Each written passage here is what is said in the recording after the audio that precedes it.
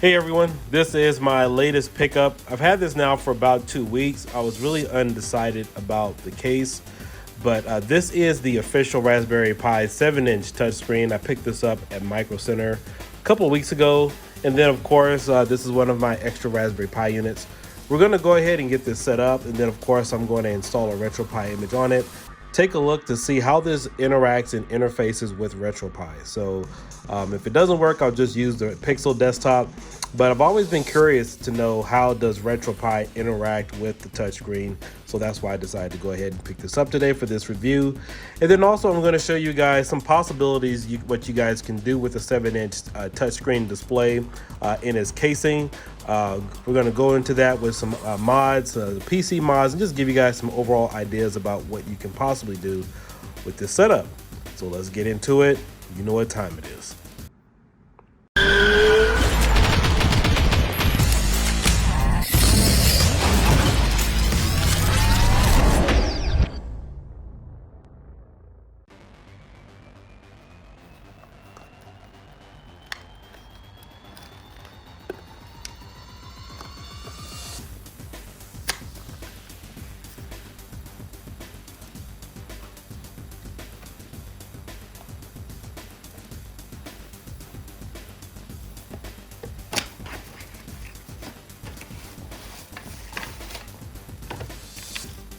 So first, I want to go ahead and start with the case.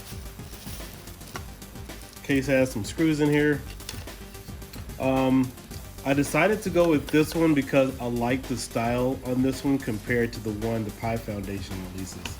I don't know, there's something about it. I just like the way that it snapped and from the photo. So we're gonna go ahead and put it together, obviously, but it was something about this that really caught my attention. Oh yeah, it was the way that it was a form factor that really stood out, and how it looks like one piece as opposed to having something flat with a huge backing on the back. So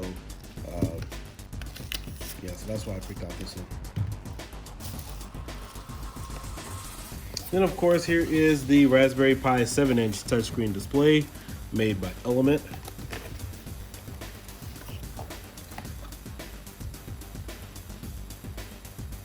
The good thing is Micro Center actually has these listed at a really fair price. If you go and get this on the website like Amazon or something, they usually go for $10 more. So this one costs $59.99. All right,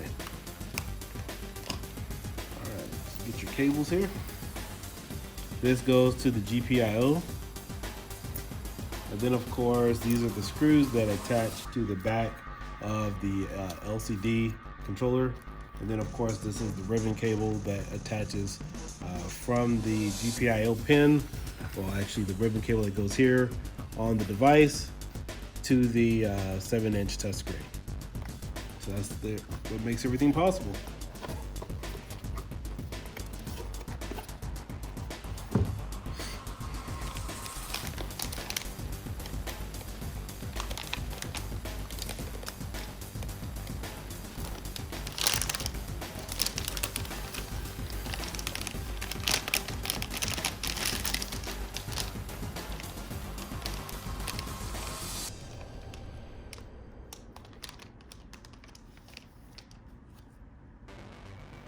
Oh, okay. I was just checking to see that it had the bubble plastic protector on the top.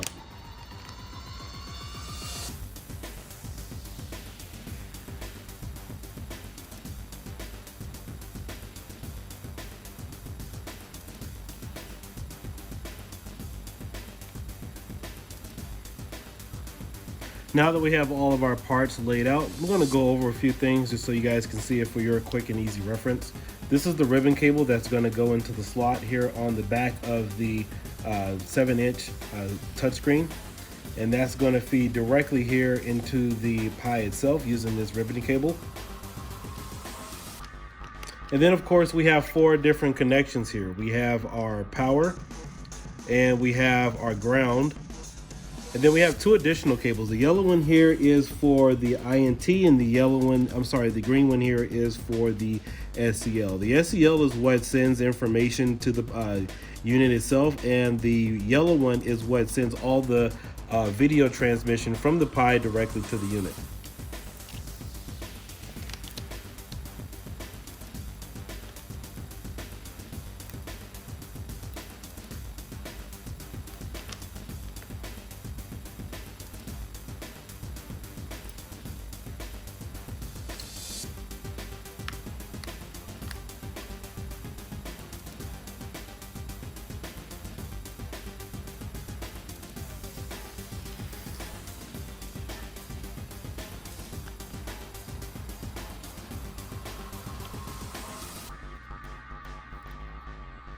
And actually this green one is going to go directly to the SDA here on the board.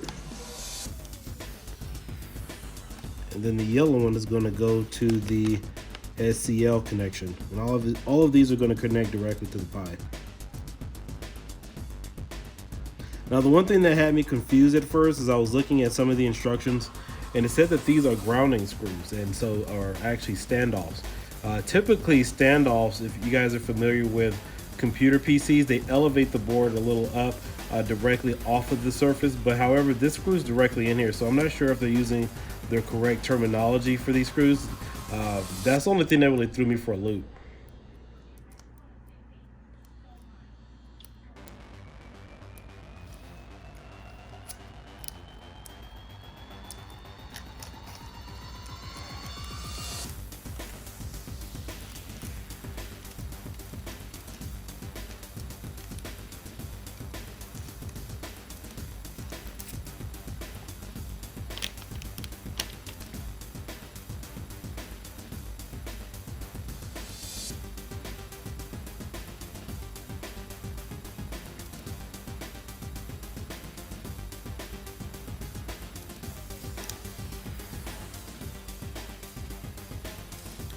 So right now I'm just hooking up the cable that'll go directly from the back of the unit into the Pi.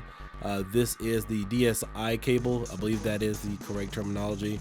So I'm just hooking that in, and then I'm also just mounting the Raspberry Pi 4 to the back. So all of this is pretty much straightforward, guys. So just thought I'd fast forward to this point.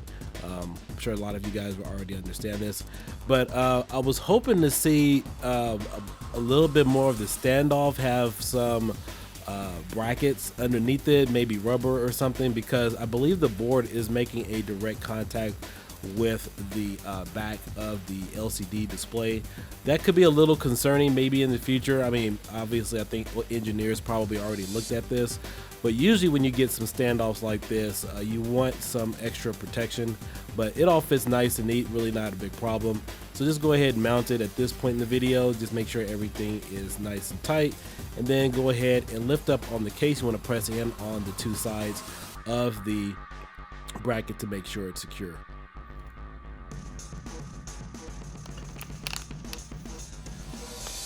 All right, so I already have it mounted onto the board itself, or on our standoffs, the Raspberry Pi 4. This is our ribbon connector here, the DCS cable. And so we already have that hooked up. So now I'm going to install and hook up all four of these to the power connector here. For those of you guys familiar with this, if you're in the arcade modding and playing around with this, you guys are familiar with where these goes here on the board. I'll take a photo of this so you guys can see it on the screen. Pretty much all you really need is the positive and the negative wires, but we're going to go ahead and connect all of these wires so you can go ahead and get full functionality using the screen itself. I'm going to try to keep my hand out of the way here so you guys can see it. The power connector goes right here. This is the second one in from the left, from the bottom. The ground connector goes right next to the power connector. It's the same header that usually powers your fans and everything. So if you guys are looking to use fans with this, you really don't need it for this type of case. However, I do suggest heat sinks, and I will probably put a couple of these on here as well. The green connector goes right above the yellow. In fact, let me move some of these out of the way.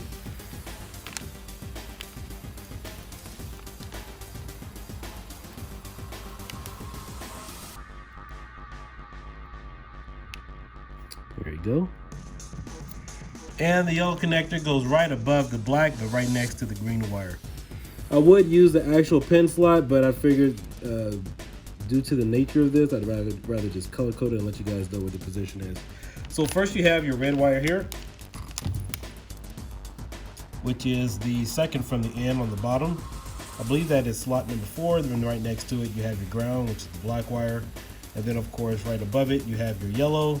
And then of course you have your green right there on the very end, right above the power connector. So once we already go ahead and already have this, I'm going to put a couple of heat sinks in here. Give me a minute, I'll be right back. Go ahead and get this assembled, and then I'll go ahead and test out some things on this unit for you guys.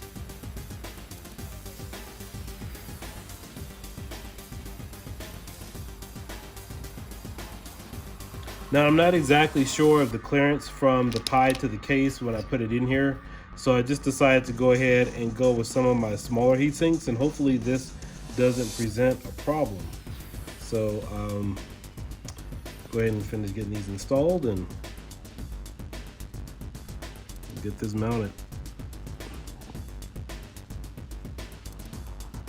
Heat sinks definitely help with power consumption, not power consumption, I'm sorry, but with heat consumption. So it's definitely good to go with something like this, especially if you can't put a fan in here. If you do want to put a fan, I think you could probably blow air in from the back, which definitely helps here from the case. But we definitely always want to make sure we put some heat sinks on there to prevent overheating. But aside from that, you always want to make sure you go with the well-optimized case, well-optimized image anytime you're doing anything with Retropie or Raspberry Pi, because that can make a huge difference in performance.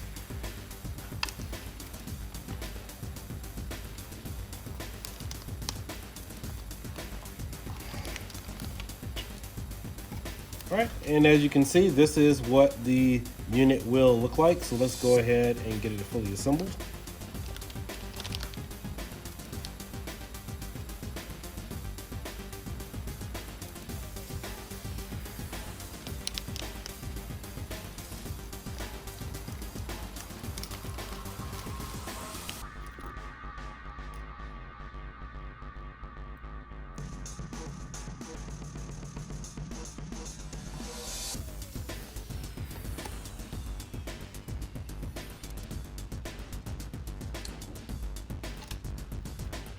You know, the one thing I forgot to check is, does this have space for an SD card?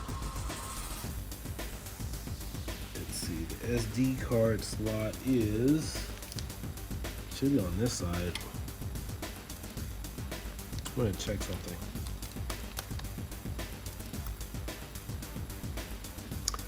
All right, so that could be a little bit of an issue.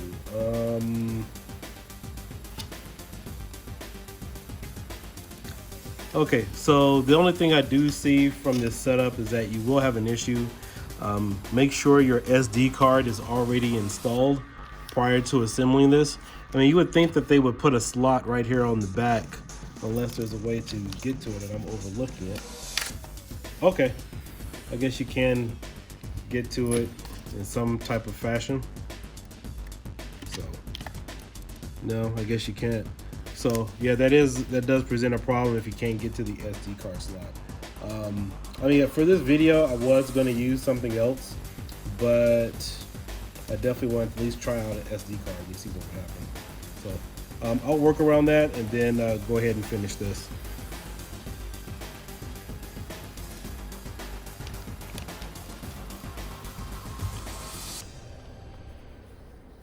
Already have my SD card installed in the Pi 4, connected to the 7-inch Raspberry Pi 7-inch touchscreen display. So let's go ahead and finish this off here, and we'll do some testing. I know you guys can't wait to see what OS I loaded here on the front end. And then of course we're gonna go ahead and mount it. To be honest with you, this assembly was really easy. It just took me a while to figure out what front end I wanted to load on here that'll work with the touchscreen interface.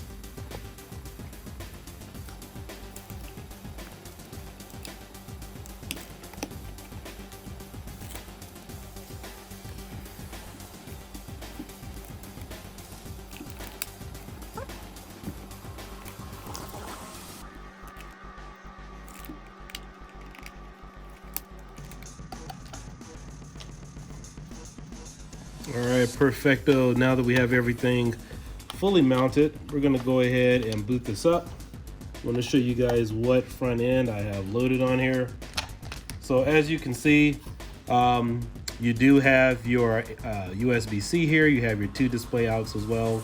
You also have an AV connector on here, but if you guys have Bluetooth speakers, you should be able to use those. I do have a set, so I'm gonna go ahead and hook those up as well. But for the sake of this video, I'm only gonna show you guys the video portion. And then of course, there is an additional power supply for this. I believe that, I'm not actually sure what you really need it for, but if you do power this on using the power supply for the USB-C for the Pi 4. It's more than enough power to power the screen on. I did hook this up with a micro connector that I use for my Raspberry Pi 3B Plus. It also works as an additional power supply, so if you could use a Raspberry Pi 3B Plus with this, then you could also use that as well to help power the screen. Just thought I'd let you guys know that that's why that's there, but however, you don't need to use this in order to power up the screen. Now, I did have some issues as well using some versions of Retropie, so I went with something a little different. That's why it's really taking me a while to really work on this, because I wanted to make sure that it was working. And then on top of it, once you put this SD card in here, as you guys see, there's no way to really access it. So I had to make sure that was fully functional and working first before working on the rest of this case. So let's go ahead and boot this up, and I'll show you guys what we're working with here.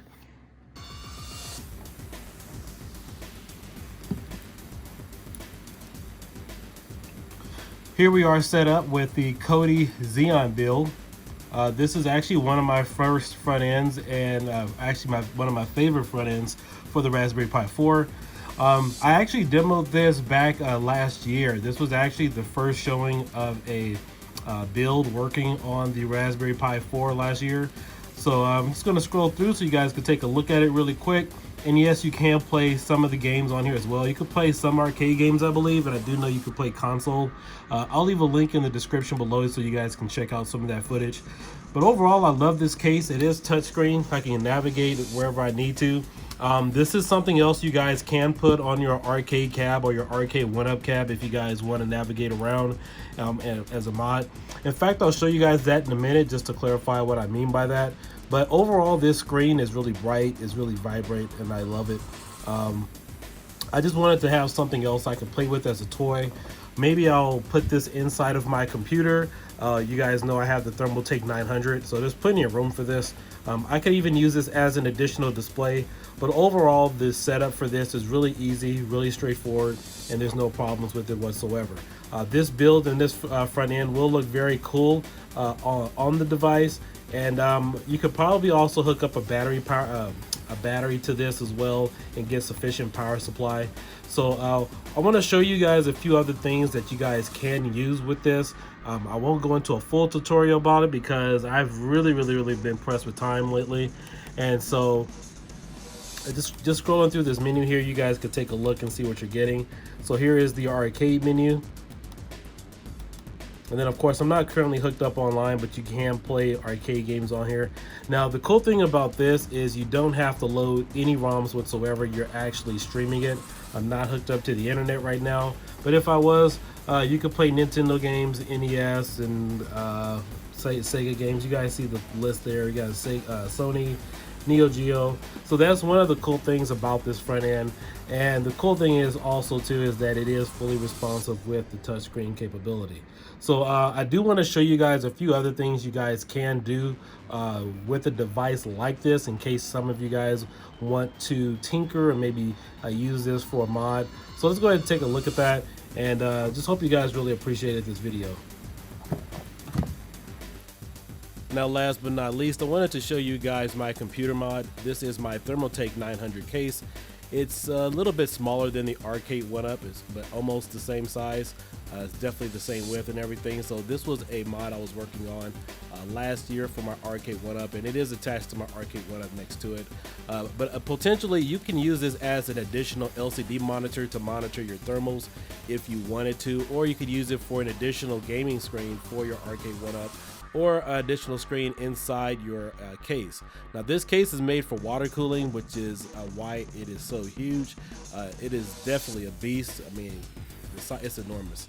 But there's plenty of things you could do, especially with a video card. You can run an additional screen inside your computer or inside the case and control all of your thermals, look at different screens, use it as a different monitor. But the modding potential for doing this is really unlimited.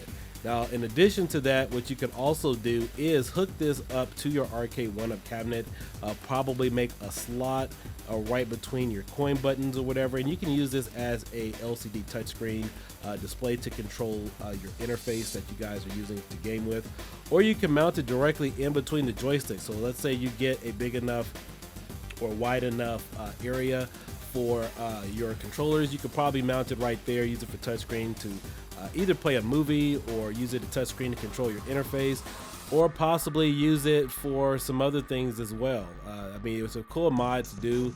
I'm not sure if I'll get around to it. Just wanted to show you guys these are some potential modding capabilities. Drilling a hole, it will be really easy to mount, and it'll look really nice and cool on the cabinet. As you guys know, so this would probably make 5's number 6 monitors on there, including my LCD marquee that you guys have seen in my previous videos. But there's definitely a number of opportunities you guys can take advantage of with this type of display. But again, this is Keeldeiken. Hope you guys enjoyed the channel. I'll catch you guys later. Stay tuned for more good stuff.